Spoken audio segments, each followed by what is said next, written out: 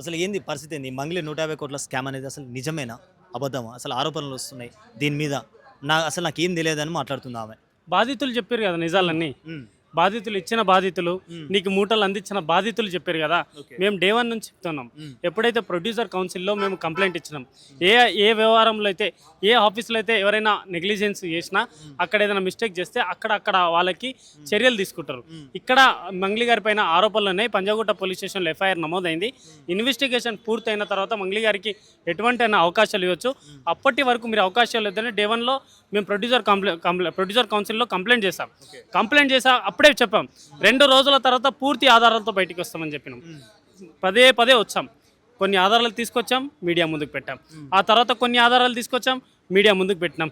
వాళ్ళ ఒక ఆమీర్ పటేల్ గురించి తీసాం, వాళ్ళ చిట్టా మొత్తం బయటికి చెప్పాం.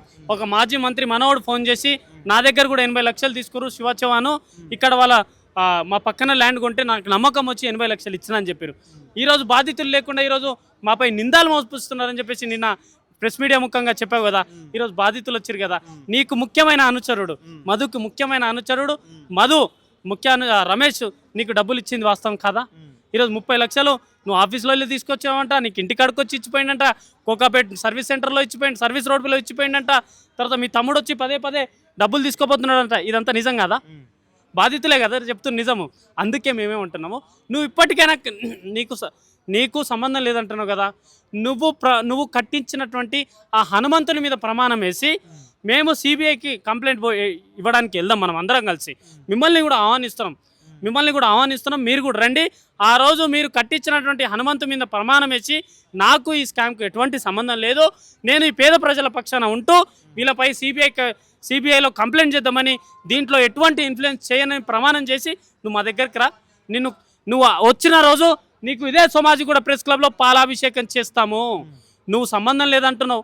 నీకు ఫోటో దిగిందన్నావు, తర్వాత నా తమ్మునికితో దోస్తానన్నావు, తర్వాత నిన్నేమో మైక్రో ఫైనాన్స్ బాధితులు అన్యాయం అయిపోయారు, అన్యాయం జరిగిందన్నావు. ఈ అన్యాయం జరిగిందని నీకెట్లా తెలుసు? ఇది కూడా ఆరోపణలు అనుకోవచ్చు కదా. ఇది ఎందుకు ఆరోపణలు కాలేదు? ఇది అన్యాయం జరిగింది నువ్వు ఎట్లా భావిస్తున్నావు? నువ్వు మాట్లాడే ప్రతి ఒక్కడు ఫేక్ అంటున్నావు, బెదిరిస్తున్నావు అంటున్నావు. ఇది ఎవరు నమ్మాలి? దీంట్లో మంగ్లీ గారి పాత్ర క్లియర్ కట్గా ఉంది, 110% ఉంది. మంగ్లీ గారే బాధితులను న్యాయం చేయాలి. ఇప్పుడు బంజారా నాయకులు కొంతమంది నన్ను కావాలని ఫిలిం నగర్ నుంచి ఎల్లగొట్టాల ప్రయత్నం చేస్తారని చెప్పి బహిష్కరించాలి మంగ్లీని అని చెప్పి కుట్ర చేస్తున్నారు అంటున్నా. బంజారా నాయకుల పక్షాన పోలేదు, మేము పేద ప్రజల పక్షాన పోయినాము. బంజారా నాయకుల పక్షాన పోలేదు. కొంతమంది ఆమెను కావాలని ఫిలిం నగర్ నుంచి ఎల్లగొట్టాలని చెప్పి వెళ్ళారు బంజారా. ఎవరు ఎల్లగొట్ట ఆమె గురించే మేము మాట్లాడుతున్నాం. ఆమె కడిగిన ముత్యంలా బయటికి రమ్మంటున్నాం తప్ప, నీ పైన ఆరోపణలు వస్తే బాధ అనిపిస్తుంది, కడిగిన ముత్యంలా బయటికి రా అంటున్నాం తప్ప. ఇప్పుడు బాధితులకు న్యాయం జరుగుతుందని మీరు భావిస్తున్నారు? న్యాయం జరుగుతానే దేవుని గెరుగు. పోరాటం చేసే బాధ్యత మాది. ఎందుకంటే పోరాటం చేస్తామా లేదా అనేది మాకు తెలుసు. న్యాయం చేస్తారా చేయరని చట్టాలు చూస్తాయి. అక్కడ చట్టాన్ని చూస్తామంటే ఇక్కడ మా బాధితులు ఇందాక చెప్పారు, సిఐడిలో కంప్లైంట్ ఇచ్చాము, 100 రోజులు అవుతుంది, రోజు తిరిగి అలసిపోతున్నాం. అందుకే ఇప్పుడు సిబిఐకి పోదాము. ఆ సిబిఐకి వెళ్ళే టైంలో నువ్వు కూడా రా అంటున్నాం. అంటే 150 కోట్ల ఉందా స్కామ్? ఎక్కువ ఏమైనా ఉందా? 2000 కోట్ల స్కామ్ అనేది 2000 కోట్ల స్కామ్. ఇందాక ఒక ఎఫ్ఐఆర్లో కొండపల్లి మల్లెపల్లిలో ఎఫ్ఐఆర్ అయింది. అదంతా చూస్తేనే 50 కోట్లు అయింది. ఓకే, అక్కడ పంజాగుట్ట బాధితులు ఒక 20-30 కోట్లు, అక్కడ తండాలలో పోతే వేల మంది 360 కంప్లైంట్లు ఫైల్ అయినాయి దీని మీద. ఇంత కంప్లైంట్ ఫైల్ అయినా జైలుకి వెళ్ళిరు. నువ్వెందుకు మేలుకొనలేదు? డబ్బులు వస్తాయి, ఏమైతే 2 రోజుల మీడియా నడుస్తా డబ్బులు వస్తాయని ఆశపడ్డావా? మా పేద ప్రజలు ఆశపడ్డట్టు నువ్వు కూడా ఆశపడ్డావా? ఆశపడితే బయటికి రా. ఇప్పటి కూడా గిరిజన బిడ్డలు న్యాయంగానే ఉంటారు. కాకిపిల్ల కాకికే ముద్దు. అంటే ఇప్పుడు మంగ్లీ తమ్ముడు డబ్బులు లెక్క పెడుతున్నట్టు ఒక వీడియో రిలీజ్ చేశారు. అసలు మా తమ్ముడే కాదని చెప్పి మాట్లాడుతున్నా. మరి అదే తమ్మునికి డబ్బులు ఇచ్చారని ఆ క్యాషరే చెప్తుండు కదా. ఎవడైతే డబ్బులు ఇస్తాడో ఆ క్యాషరే వచ్చిండు కదా.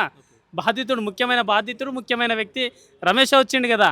మరి ఏం చేయాలి ఇప్పుడు? మీ తమ్ముడికి శుద్ధపూస, వాడు నోట్లో అరటిపండు పెట్టినా తిన్నాడంట. మరి మీ తమ్ముడు ఈ ముఖమేనా అన్నావు, మరి ఇదే ముఖం ఆడిపోయి డబ్బులు తీసుకుందంట కదా. మరి ఇవెందుకు ఆరోపణలు అయితే? నిజానికి పౌరుషం ఎక్కువ, అబద్ధాలు మాట్లాడిపించే వాళ్ళకి పేమెంట్లు ఎక్కువ.